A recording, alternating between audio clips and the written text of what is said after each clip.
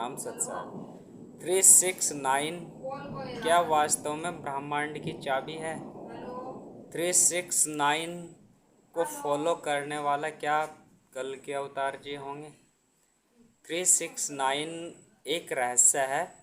वह जो भी इसको फॉलो करता है यानी अपनाता है, अपने दैनिक अपनी ऊर्जा को 369 स्तर पर जागृत कर लेता है, तो वह ब्रह्मांड के साथ उसका सीधा संपर्क स्थापित हो जाता है।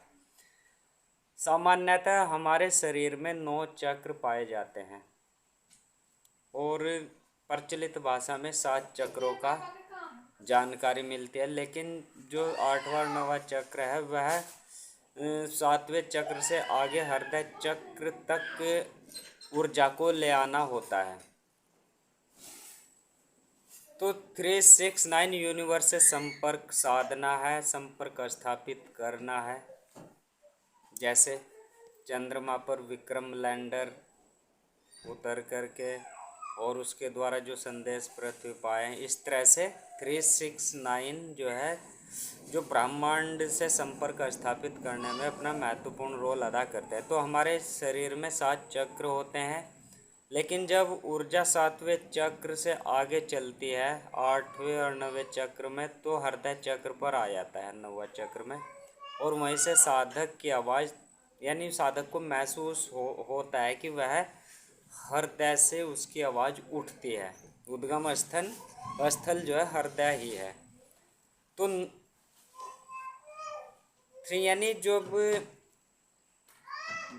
मूलाधार चक्र होता है नंबर 1 पर, नंबर 2 पर स्वादिष्टान चक्र, नंबर 3 पर मणिपुर चक्र।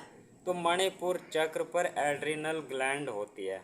यहाँ यह अग्नि चक्र भी इसको कहा जाता है, वह गुरु चक्र भी यह होता है। जब व्यक्ति का यह जागृत हो जाता है, साधक इसको जागृत करते हैं प्राणायाम के द्वारा, तो यह व्यक्ति को स्वयं का गुरु यह चक्र बन जाता है। और जो कुंडलिनी जागरण में जो आवश्यक यानी जो मार्गदर्शन होता है, वह इसके पूर्ण रूप से क्रियाशील हो जाने पर साधक को मिलता जाता है। यहाँ पर ब्रह्म ग्रंथि होती है। तो जब यह जागृत हो जाता है, ब्रह्म ग्रंथि जागृत हो जाती है, तो कुंडलिनी ऊर्जा ऊपर उठनी शुरू हो जाती है। फिर जो अनाहत चक्र आता है, फिर विशुद्धि चक्र, फिर छठा चक्र होता है आज्ञा चक्र।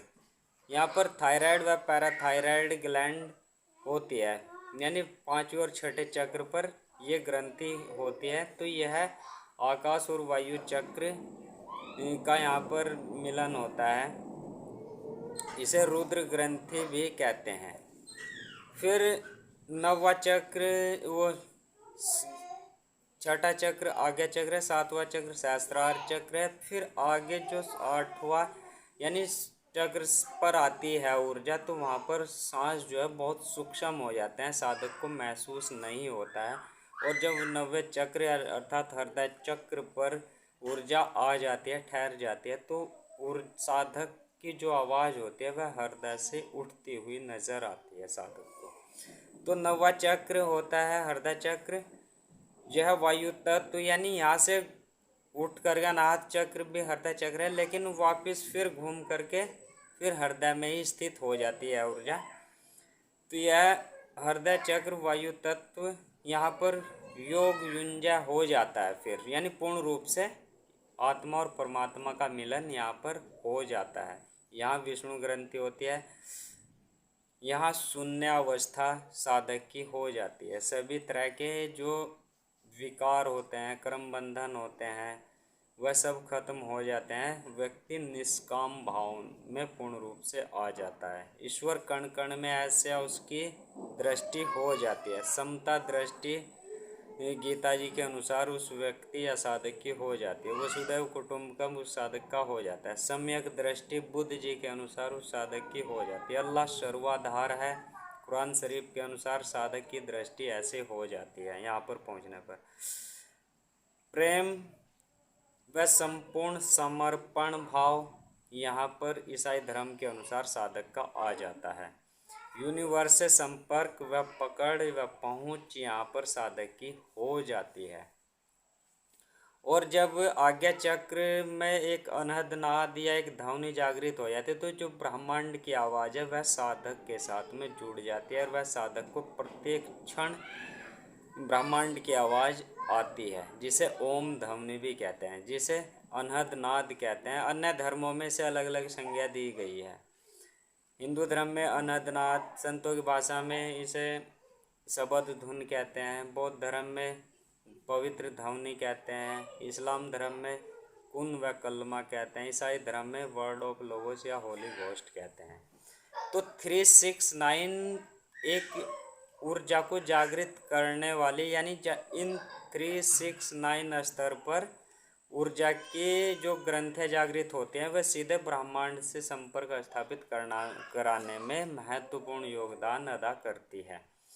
और वैसे साधारण तौर पर यदि हम जो ध्यान योगी होते हैं वह पहाड़ों की एक विशेष गुफा में यानी विशेष कोण पर बैठे होते हैं, यानी पहाड़ ऐसे ऐसे बने होते हैं, तो यह जब ऐसे इसका राउंड सर्कल गोलाकार वर्त में होता है तो 12 चक्र यानी 12 ग्रहों में यदि हम इस गोलाकार व्रत को बांटते हैं, 12 राशियों में बांट दीजिए, तो जो 3 पॉइंट है यानी तीसरा जो बिंदु है वह 6 वाला बिंदु है और 9 वाला बिंदु जो त्रिकोण बनता है, इस स्थान पर बैठने पर साधक की ये ग्रंथियाँ खुल जाती है, यानी यहाँ पर विशेष रूप से ऊर्जा ऊर्ध्वगामी होती है। ऐसे ही मंदिरों में है। मंदिरों का भी आप यदि व्रत बना लीजिए तो जहाँ 3, 6 और 9 वाला पॉइंट आएगा वहीं पर जो है वहीं पर ध्यान योग करने से साधक की ऊर्जा ऊर्ध्वगामी आसानी से हो जाती है। तो यह 369 वास्तव में यदि व्यक्ति या साधक इनको जगा लेता है तो यानी ब्रह्मांड से संपर्क स्थापित हो जाता है। यह वास्तविकता और सच्चाई है। आइए ध्यान योग करें। सतनाम सत्य।